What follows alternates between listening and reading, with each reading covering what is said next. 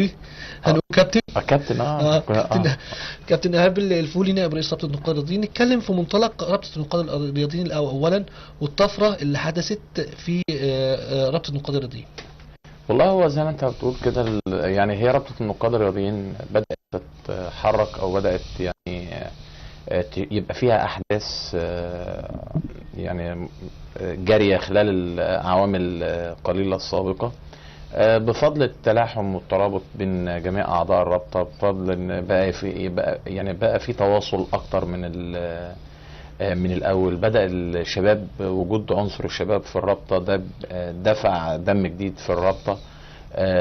برضو كثرة الإصدارات ويعني وصول دلوقتي رابطة النقاد الرياضيين عددها دخلنا في 500 عضو، فكل ده طبعا يعني حمل المكتب التنفيذي للرابطة بطموحات لمجموعة الشباب اللي موجودة ومجموعة الخبرات اللي موجودة وطبعا وزملائنا واساتذتنا اللي موجودين. كل ده حملنا بطموحاتهم وحملنا برغباتهم واللي هم عايزين يشوفوا في الرابطه بتاعتهم عليه. فبدانا نتعامل مع الموقف. يعني وجودي في رابطه النقاد كان الدوره السابقه لهذه الدوره في عهد الاستاذ رضوان الزياتي كان رئيس الرابطه. ونجاحك في الدوره الثانيه بالتزكيه لم يترشح احد امام كما باللغه الشهيره او بالشهره البوب ايهاب الفولي، لم يتم ترشح اي مرشح امامه في الدوره الثانيه. الحمد لله ناتج طبعا عن حب النقاد الرياضيين لايهاب الفولي. الحمد لله. هو في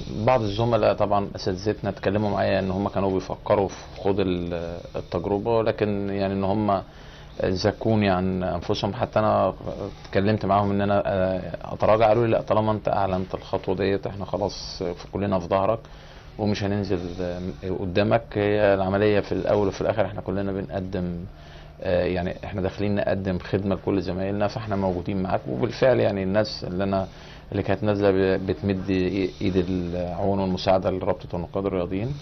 والحمد لله احنا في الفتره اللي فاتت دي بدانا يعني نتواصل يعني بدانا نتعامل مع الرابطه ككيان رياضي. بدانا نفكر في طموحات اكبر من ان انت تعمل نشاط، اكبر من ان انت تعمل تواصل، اكبر من انت احنا دلوقتي يعني هو الحلم بتاعنا اللي احنا بنفكر فيه هو انشاء نادي لرابطه النقاد الرياضيين. ده خبر خبر انفراد.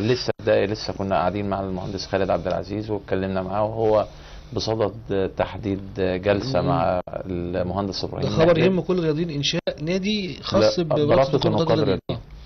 اتكلمنا مع المهندس خالد عبد العزيز وسيادة وزير الشباب والرياضة، وهو وعدنا بتحديد جلسة مع المهندس ابراهيم محلب للتوسط عند وزير الاسكان لتحديد تخصيص قطعة الارض الخاصة بالنقاد الرياضيين.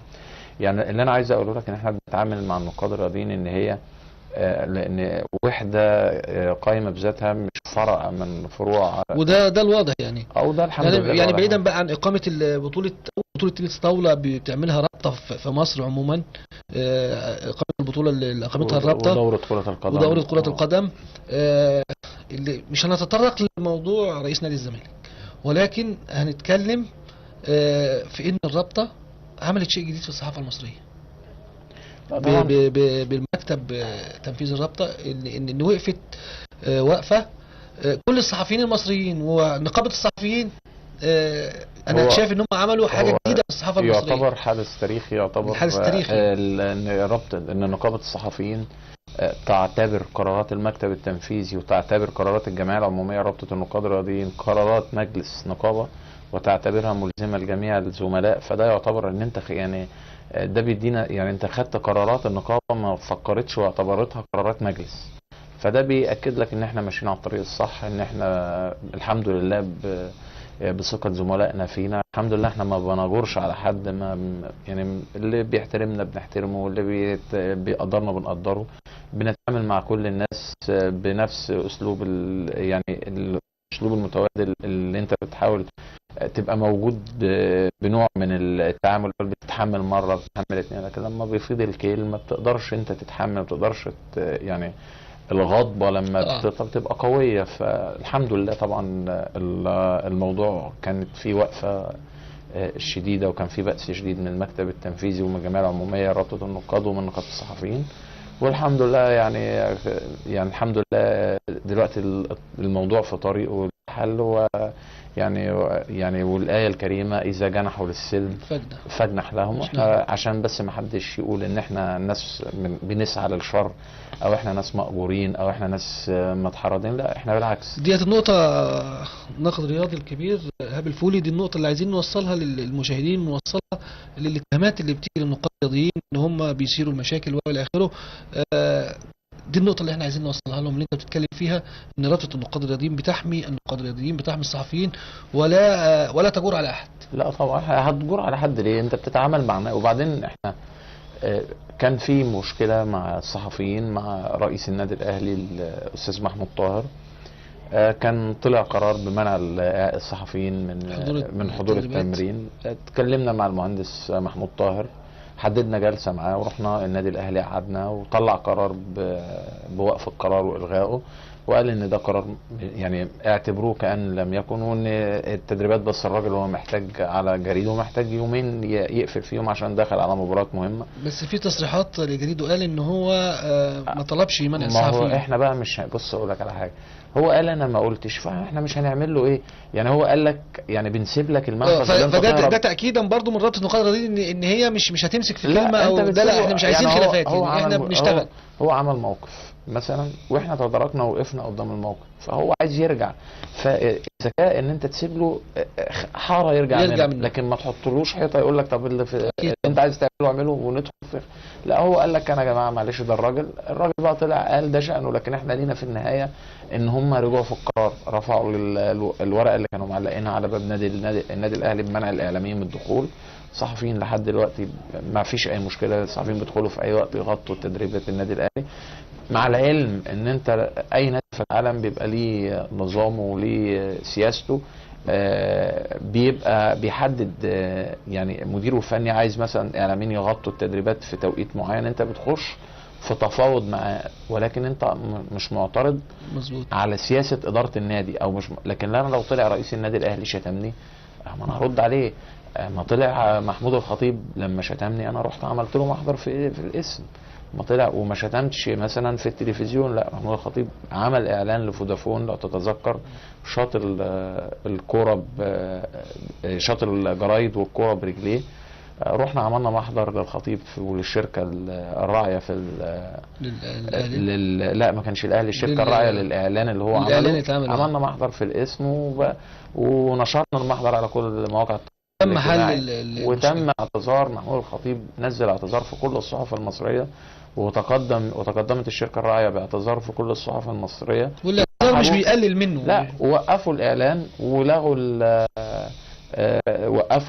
ولغوا غيروا المقطع اللي فيه القصه دي. قبل منه عصام الحضري لما كان في اعتداء لفظي على الزميل محمد رضا، الزميل محمد في النبأ، لبسنا التيشيرتات السوداء في احدى مباريات النادي الاهلي واعلنا مقاطعتنا للنادي الاهلي، وما تحلش الموضوع. كان في عهد الاستاذ عصام عبد المنعم كان رئيس لرابطه النقاد، وتم عقد جلسه وكان فيها حسن حمدي وفيها الاستاذ عصام عبد المنعم، واعتذر عصام الحضري لمحمد رضا. برضو نفس الموقف مانويل جوزيه المدير الفني للنادي الاهلي لما كان موجود، طلع على احدى القنوات الفضائيه واساء لاحد الزملاء. طلعنا قرارات، كنتش لسه عضو مكتب تنفيذي، احنا كاعضاء رابطه قدمنا طلباتنا للاستاذ ايمن ابو عايد، وقد تقدم مانويل جوزيه بتوقيعه خطاب بتوقيعه بيعتذر فيه للصحفيين، واحنا ساعتنا قلنا لا، الاعتذار زي ما كان في قناه الاهلي كان بيعمل برنامج اسمه رئيس التحرير، زي ما كان الاساءه في البرنامج دوت الاعتذار يبقى في البرنامج دوت. وطلع المدير الفني للنادي الاهلي واعتذر للصحفيين عن قال ساعتها انا بقى يعني بكن كل احترام وتقدير، والكلام اللي انا قلته اتفهم غلط.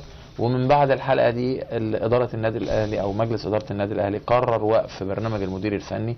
يعني احنا يعني شوف انا عديت لك ثلاث اللي هي رابطه النقاد الرياضيين حاليا غيرت مجرى التاريخ في الصحافه المصريه باتخاذها مواقف عده، تضامن النقابه معاها، تضامن الجميع معاها. فدي حاجه جديده في رابطه النقاد الرياضيين بحدث تاريخي او احداث تاريخيه عملتها. الجديد بقى في رابطه نقاد الرياضيين من نائب رئيس الرابطه. ما انا زي ما بقول في لك، جديد بقى ايه اللي احنا هيتقدم مشروعنا الجديد اللي هو مشروع للنادي؟ النادي، هو ده الحلم بتاعنا. لكن طبعا الأنشطة مستمرة، مواقفنا مستمرة، ولكن هو الموضوع اللي بيشغل بالنا، انت عارف النهارده انت عشان تعمل عضوية في اي نادي كعضو رابطة او كعضو عامل في رابطة النقاد الرياضيين، بتبص تلاقي ان في عندك صعوبات وفي عندك. احنا لا، احنا الناس دي صحفيين في الدولة ديت، ومن حقهم ان هم يبقى ليهم متنفس وليهم نادي خاص بيهم. وده احنا اسمنا رابطة النقاد الرياضيين، ازاي ما يبقاش لينا نادي رياضي؟ فهو ده اللي احنا بنسعى بكل قوة لتنفيذه. الناقد الرياضي ايهاب الفولي بتاكد من خلال كاميرا كل الملاعب ان مفيش اي خلافات من اي ناقد رياضي مع اي مسؤول او اي رئيس نادي. مفيش خلافات، احنا خلاف يعني مفيش اي خلاف، مفيش، احنا ما بنضمرش جوه نفسنا اي مشكلة او اي اساءة لحد. بالعكس احنا بنتعامل، بنمد الايد لاي حد عايز، يعني اللي هيقرب مننا خطوة هنروح له خطوتين. اللي عنده استعداد ان هو يفتح لنا، احنا ما عندناش مشاكل، مفيش اي مشكلة. احنا مش اعداء حد، او احنا مش بنصفي حسابات مع حد، او احنا مش بندور يعني المهم الصالح العام، المهم لا، ان اللي يبقى فيه علاقه متبادله وعلاقه محترمه في التلفزيون وعايزني انا اسلم عليك وانحني لك لما اشوف، هتشتمني اشتمك، تحترمني احترمك، هي دي الحياه. هو ده الناس اللي مع العروض اللي ما فيش فوق راسه بطحه، طبيعه انت لكل فعل رد فعل، دي قاعده اتحطت من قديم الازل. انا ما ينفعش يبقى انا في فعل وانا مش راضي. طيب في موضوع كان خاص يتقال فيه كلام، موضوع السفريات اعضاء الرابطه وبتاع، وفي مشاكل تم حلها بالفعل موضوع السفريات بالنسبه لاعضاء الرابطه؟ سفريات ما فيش اي مشاكل بالنسبه للسفريات ولا اعضاء الرابطه. السفريات دي احنا اولا احنا كرابطه يعني ما عندناش الميزانيه اللي هي تسمح ان احنا نسافر حد. فانا عندي ناس صحفيين زملاء، يعني انا عندي كرابطه النقاد الرياضيين عندي صحفيين في جرايد، فالاقدميه بتقول ان في مثلا اقدم واحد ده اللي عليه الدور وفقا لتاريخ دخوله الرابطه.